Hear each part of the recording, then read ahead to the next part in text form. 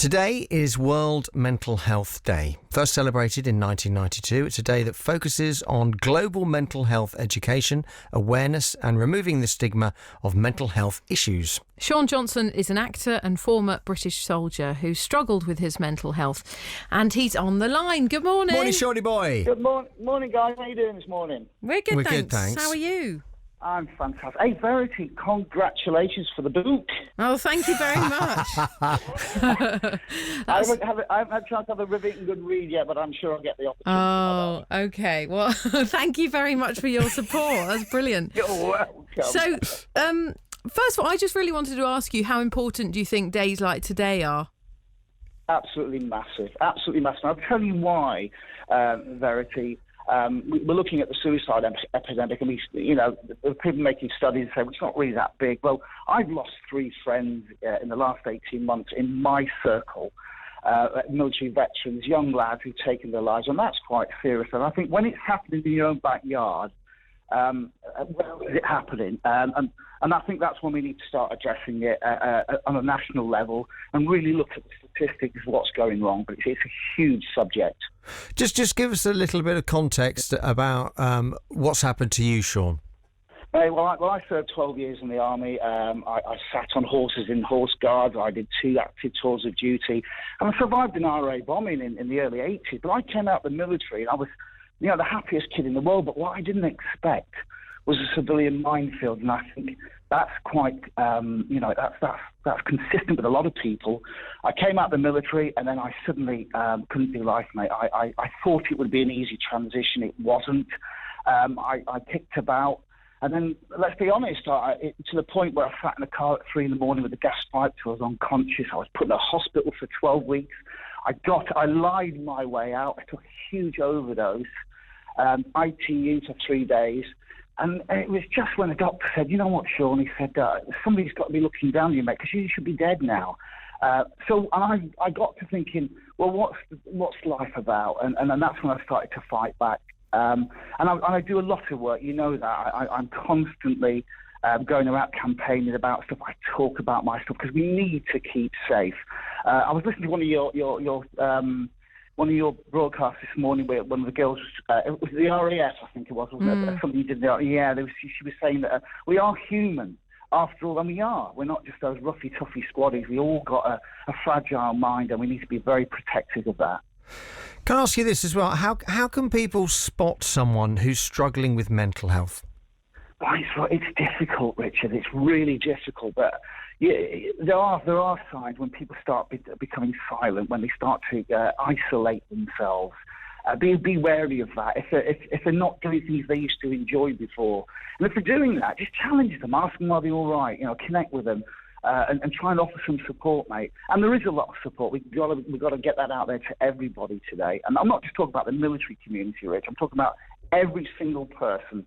If you're struggling, you've got to speak out. Because we're beautiful souls, mate. We've got a purpose in life and we need to be filling it. What was the difference for you? What was the kind of switch, do you think, where you thought, okay, I think I can get myself out of this? I think it was the realisation of the severity of what I did. I sat and thought about it very, very. But my father had just passed away, and that hit me hard. And you know what's really great in life? My wife Joanne came into my life.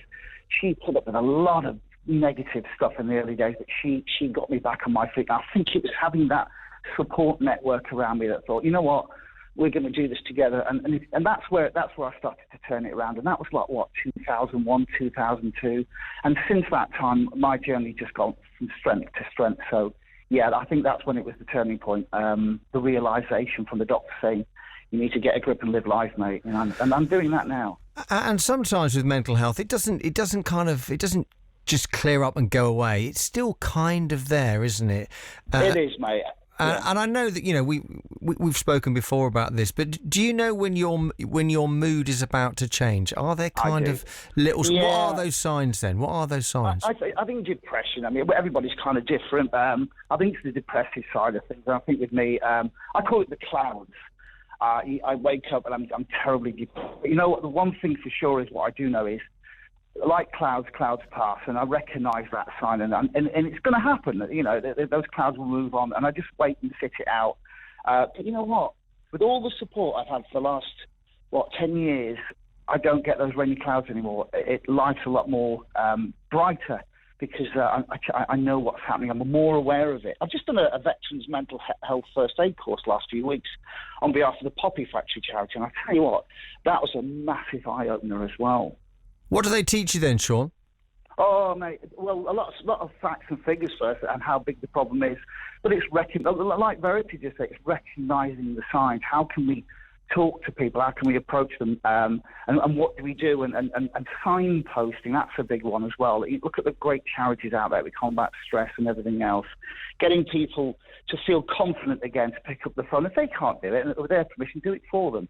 Get them to the GPs, get them moving forward, because they will get out of it, and that's a fact, mate. What's the best advice you think you've been given? Do you know what? I do, as you know, I do a lot of stuff on TV and radio, and what I always say for the veterans community, I always say keep connected. Brotherhood is strong in Civvy Street as it is in the military. Be brave, be honest, speak out, and don't suffer in silence. I think speaking out is the big one. That's my advice to anybody. And how instrumental has the Poppy Factory been for you? That's fantastic, mate. I've been working with the Poppy Factory now for 9-10 years, and I'm an employment coordinator. And do you know what? I speak to boys and girls every single day on the phone. The majority of our guys are mental health struggles, and it's been nice having boots on the ground, be able to say to the guys, look, guys, we can do this together. Let's just face our issues, let's challenge it, let's move forward and get you into a good place. And we do a lot of strong work, and that's why. Do you know what? We were talking about earlier before, what was my vocation in life after the injuries, after my suicide attempt? I think I found it, Rich. I think this is what I'm doing best. I get up every morning, I say a prayer to the good Lord, and I say, look, help me help someone today. Just if we can do that, we can save another soul and move them forward. And I do that every single day when I get out of bed.